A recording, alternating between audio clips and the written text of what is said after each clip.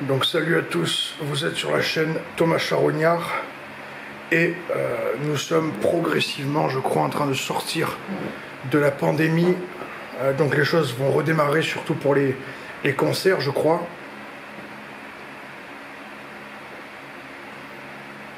Mais je remarque les dernières traces de méfiance et de suspicion, comme lorsque j'ai fait mes courses ce matin dans la grande distribution et vous avez ce type qui rangeait les yaourts dans les rayons et mon masque n'était pas mis correctement et il a eu cette espèce de frayeur dans le regard. Il m'a dit: monsieur, remontez le masque.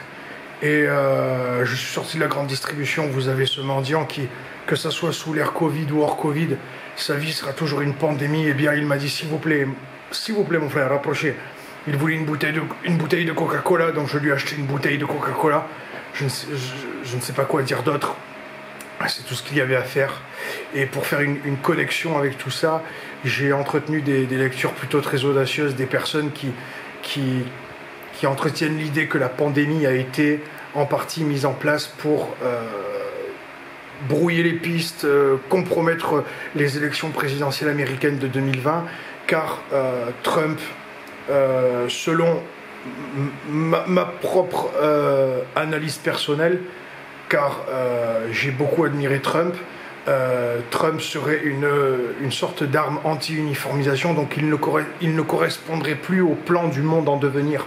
C'est pour ça que les forces antagonistes à Trump ont su anticiper la chose. Trump n'a pas fermé les frontières, Trump n'a pas voulu fermer les frontières, il n'a pas voulu faire obstruction à l'économie de son pays pendant la pandémie. En 2020, il n'a pas voulu fermer les frontières. Et je pense que cette force antagoniste à Trump,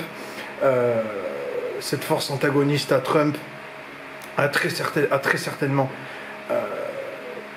perçu le fait qu'il discréditerait d'une certaine manière la pandémie, et ils allaient pouvoir, ses opposants allaient pouvoir se servir de ça pour dire voilà les dégâts qu'il a causés, car il n'a pas accordé suffisamment d'importance à la pandémie et il a fait beaucoup de victimes. Et je crois que pour cette dimension hors norme, c'est un bouquin que j'ai acheté l'année dernière. Ça s'appelle Un par un, la Maison Blanche. C'est de Fabrizio Calvi, un type d'investigation en béton qui a beaucoup écrit sur Trump, comment Trump a concilié toute son existence, le FBI, en le gardant de son côté tout en le maintenant à l'écart et en entretenant des alliances savantes avec la Cosa Nostra pour pouvoir prospérer en tant que promoteur immobilier à New York dans le béton, puisque c'était de rigueur. Donc c'est un bouquin vraiment en béton, tout à fait passionnant, je vous le recommande fortement.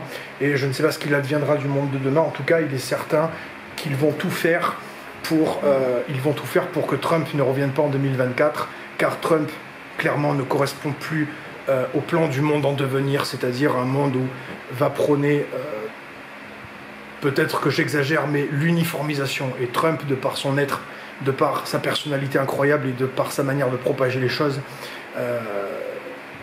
n'a rien à voir avec l'uniformisation. Il est d'une singularité hors norme, il est unique, il est spécial, et je crois que c'était tout ce que j'avais à dire.